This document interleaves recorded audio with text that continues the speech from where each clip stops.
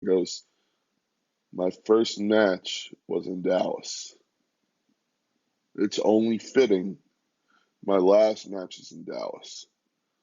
If you want to see me kick this sorry son of a bitch's ass, send me a hell yeah. Whole crowd, hell yeah. And you can see he went to say, give me a goddamn referee, but he realized he can't say goddamn anymore, so he just went, get me a referee. Ref comes out, and everybody's like, is this actually going to fucking happen? The crowd was, everyone was just looking around like, this might happen. Holy fuck. We might get Stone Cold's last match. Holy fuck. Sure enough. Ding, ding, ding. The match starts. These two could have just sat in the ring and just stared at each other and played patty cake all night long. They didn't need to have a match. The crowd was that hot for this. Stone Cold and Kevin Owens have a great match. Not match of the night, but a great fucking match. And it was just fun. Stunner, cannonball, pop-up powerbomb, a suplex on the concrete, tables, chairs, everything that could happen would happen. Beer being poured on people, fighting through the crowd. I thought they might come over to us at one point, but unfortunately they didn't. But they get back in the ring. Kevin Owens goes to hit Stone Cold with a steel chair. He misses. It hits off the rope, hits Kevin Owens in the head. Stone Cold hits a stunner, drinks a beer, pins Kevin Owens. 1, 2, 3. Your rattlesnake stands tall to end night one of WrestleMania. Damn, if I had to give this show a rating, it would be 9 out of 10 just because of the Charlotte Flair match and the Drew McIntyre and Happy Corbin match. Besides that, God, that was a fun night one, man. And you still have another night after this. So let's move on to that. Triple H actually kicked off WrestleMania. I'm not gonna lie, this brought a tear to my eyes. Same with the Hall of Fame. I realized I forgot to say that.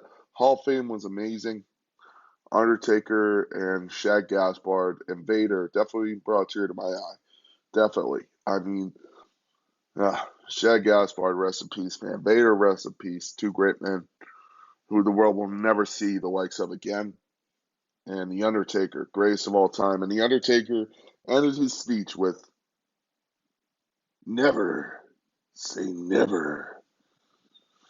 To hear that, just, oh man, the place exploded when he said that. So that was awesome. So anyway, Triple H kicks off WrestleMania, put his boots in the middle of the ring and said, I'm done. And though I may be done, there's still some great wrestlers here, so let's kick it off. Welcome to WrestleMania. Pyro goes off. He goes back after hugging Stephanie McMahon and the kids. Gives one last look, and you could tell this hurt. You could tell this hurt. I saw his last WrestleMania match, and I saw him put his boots in the middle of the ring. Triple H, you're one of the greatest ever. Thank you for everything, man.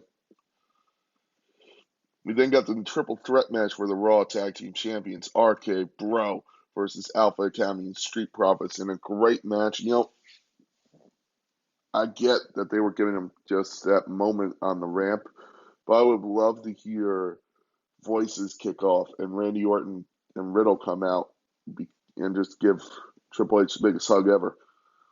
Because there would be no Randy Orton without Triple H. Let's be honest. There would be no RK Bro without Triple H. There would be no Street Profits. There would be no Alpha Academy. There wouldn't be a lot of the wrestlers on this show without Triple H. So that's one thing I always want to, I'll never forget that.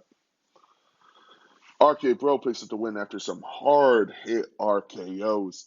They try to celebrate in the ring with Street Profits, but Alpha Academy comes in and Chad Gable comes out of the crowd.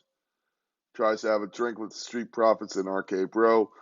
Chad Gable knocks the drink out of his hand and goes, when I'm in the ring, you need to do one thing. Sheesh! And he takes Gable Stevenson hits Chad Gable. I think it was with a suplex. And Gable Stevenson stands tall. That's his WrestleMania debut. Awesome. He didn't show up on Raw. That pissed me off. But Gable Stevenson is now a part of the WWE roster. So shout out to him. Great match to start off WrestleMania. It was really cool they started off with both of the tag team championship matches at WrestleMania. So that was a fun one. We then got Bobby Lashley versus Omos in a singles match. And this was your piss match of the night. Not a great match. No one was standing for this match. The crowd wasn't into it. Bobby Lashley spears Omos. 1, 2, 3. Picks up the win. Omos' undefeated single streak is over. Bobby Lashley stands tall. And this match was thankfully quick. And after this was an anything goes match. Your Sami Zayn versus Johnny Knoxville. The whole cast of Jackass got involved. There was a giant hand from Jackass, which was awesome. You had everyone get involved. Wee Man hitting a Samoan drop on Sami Zayn, which was funny as hell.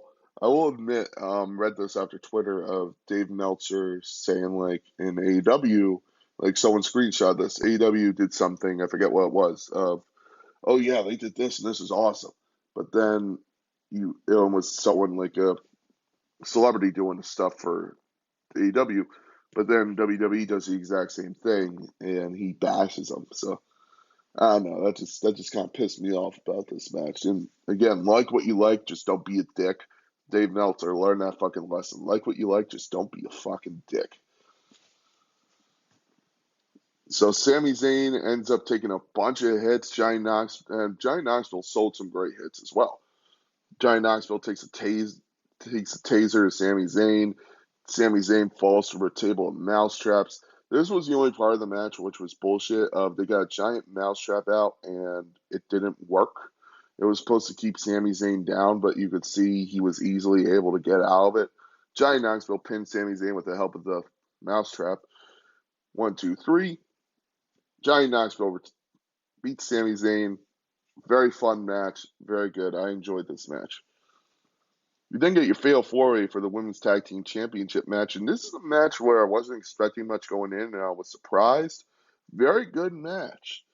You know, Sasha Banks and Naomi pick up the win over Carmella and Queen Zelina, Rhea Ripley, Liv Morgan, and Natalya and Shayna Baszler. Now, everybody thought it would be Rhea Ripley and Liv, but apparently the talk is Rhea Ripley is about to turn heel again. I love a heel Rhea Ripley. I think she's a way better heel than she is a face. She just has, I'll say about Randy Orton, I'll say about all the great heels. They have the eyes for it. Those eyes that look like, hey, I'm not here just to win. I'm here to cause you as much pain as possible. And Rhea Ripley has that look to her of, I'm not here just to win. I'm here to destroy you and destroy everyone who's rooting for you. So I love that. I think it's a really cool thing for Rhea Ripley to be in this match. So Sasha Banks and Naomi pick up the win. We have new women's tag team champions. Now I don't go into every match I don't go into every match in detail. If you want to see the match, go watch it on Peacock. But these were very fun matches, and I'll let you know if their matches are worth watching or not. By the way, this ends Sasha Banks' losing streak at WrestleMania, being 0-6. Fine, streaks ended tonight, man. That was let's see, you had Baron Corbin's end of day streak end, almost undefeated single streak end, and the 0-6 streak came to an end for Sasha Banks. We then got Edge versus AJ Styles. Now, this was a very interesting match. It wasn't that great. It was good, not terrible. I mean, again, these guys could. I was saying it. I went to the bathroom and everybody was saying about this match. They're like, oh, yeah, this was terrible because Edge and AJ Styles didn't do this, didn't do that, but it was still good. Again, these two could be blindfolded at 3 a.m. in a dark room just walking around, and I think they would accidentally have a 4-star match. So that's a little fun one for you. Edge picks up the win with AJ Styles. AJ Styles was actually bleeding on his cheek. If you watch it on Peacock, he was bleeding due to the fact that he cut himself on the entrance ramp. He was coming out from the set, and I guess something was jagged, and he cut himself on the cheek. So AJ Styles comes out bleeding. That was cool. Styles and Edge have a good match, not great. AJ Styles goes to phenomenal forum, and he looks over, and who's there but Damian Priest. Damian Priest is out there just staring AJ Styles down. AJ Styles tries to shake it off, go for a phenomenal forum, but that allowed Edge to get his bearings back. Spears AJ out of midair like he did Jeff Hardy. 1, 2, 3. Edge picks up the win, and apparently this is going to be a new faction of Edge joining forces with Damian Priest, and there's going to be a lot more. Remember when I said Tommaso Ciampa may wrestle his last match on NXT, but not in WWE? He's one of the names being thrown around to join this. And after Raw, another leaked name is Rhea Ripley. Now, Rhea Ripley has hinted at turning heel at Raw. It looks like Rhea Ripley is a done deal. That Rhea Ripley's going to turn heel no matter what. I don't know if she's going to officially join this, but I would love to see it. I would love to see Rhea Ripley with Edge and Damian Priest. I think that would be awesome. I think she would work very well with them. After this, we got Shannon and Rich Holland versus The New Day. This was just a quick match. I went to the bathroom for a minute, and it was over. Sheamus and Rich Holland pick up the win. Butcher attacks Woods after the match, and his team members had to pull him back. This match was originally supposed to be on night 1, but they had to cut it for time to give Kevin Owens and Stone Cold more time in their match, which is funny because you got the feeling that they were stalling for time. So I thought that was a weird one. After this, you got The Undertaker making his final WrestleMania entrance as they honor the Hall of Fame one more time. And then you got Pat McAfee versus Austin Theory. I wasn't expecting much from this match, and not going in expecting much ended up making it great. It made it fun, it made it enjoyable, and I really did enjoy this match. Very fun match. Pat McAfee picks up the win over Austin Theory, and then you have Vince McMahon on the outside looking at Pat McAfee pissed off. And he hints at taking off his jacket. He's like, nah, yeah, fuck it. He takes off his tie, takes off his shirt, and he's wearing that black cut-off shirt. He gets in the ring. Referee rings the bell. Vince McMahon's having a match at WrestleMania. Wouldn't you know it? He picks up the win because of some interference from Theory against McAfee. Oh my God! You got the Mick versus the Mick. I mean McMahon and McAfee. Not trying to make any jokes here. After the match, there was no question that Stone Cold Steve Austin was coming out. There was no question in my mind. I'm like, okay, when's he coming? When's he coming? There it is. There's the glass shattering. Stone Cold comes out, shares a beer with McMahon, and hits the worst stunner ever. I mean, go watch Mick Foley's reaction to it on Twitter. It's fucking hilarious. This is the worst stunner I've ever seen, except for maybe Linda McMahon. Maybe Linda McMahon is worse. But this one was very, very bad. So, Vince McMahon stands. Then you had, apparently, Pat McAfee had no clue Steve Austin was coming out. That's the talk. He had no clue Steve Austin was coming out. So, Steve Austin stands there, drinks a beer, hits Pat McAfee with a stunner, hits Byron Saxton hits everybody with a stunner, stands tall, drinks a couple beers, and then the lights go down. It's time for your main event of WrestleMania 38. Unification match. Roman Reigns versus Brock Lesnar. This was definitely the best match of their trilogy of WrestleMania matches. From 31 to 34 to now. Roman Reigns finally picks up the win over Brock Lesnar at WrestleMania. It was only a 12-minute match. It was supposed to be longer. And you could tell that because there was like 15 minutes left. And we're all like, okay, someone's got to come out and do something because there's still 15 minutes. But the reason it wasn't is when Brock Lesnar locked up Roman Reigns in the Kimura lock, he actually dislocated Roman's shoulder.